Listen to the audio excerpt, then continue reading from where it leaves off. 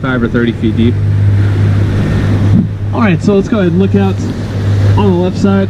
Look at our Navy Pier. Navy Pier celebrating 100 years of pier this year.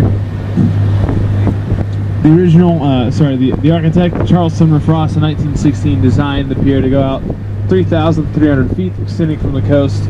It was a result of the 1909 Daniel Burnham plan of Chicago. So 7 years later, we finally see that the construction of the pier complete.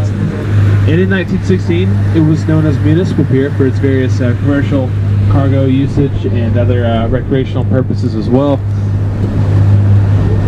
Ships from everywhere, because through the St. Lawrence River, boats from the Atlantic can travel all the way through and then come to the Great Lakes. All the Great Lakes are interconnected, so you literally had boats all over the world coming to this area, and also traveling west and to the south through the bodies of through the river levels, going all the way down to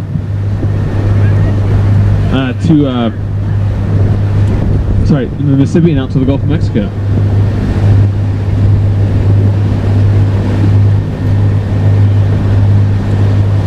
So, yeah, busy pier right here. And as I said, it was Municipal Pier, and the name changes by the 1920s. We decided to change it to Navy Pier to honor our World War I Navy veterans. And years after that, by 1941, we see another major change on the pier.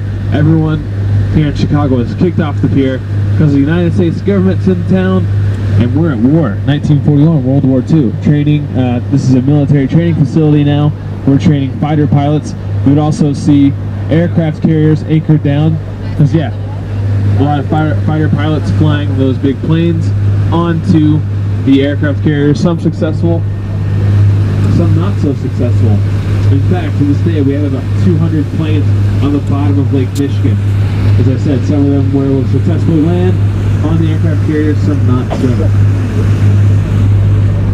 By the way, take a look at that flag there in the middle of the pier, the 2 blue stripes, the 4 red stars, and the 3 white stripes, the Chicago flag of commerce. And well, I'll be talking about that flag off and on today. But that is our city flag, with 4 red stars, 2 blue, 3 white stripes. More of that later. But by 1945, you have another change. World War II, we're done. We don't need to train all of the pilots anymore. But we go ahead and maintain this as a military college branch at the University of Chicago. Military branch here.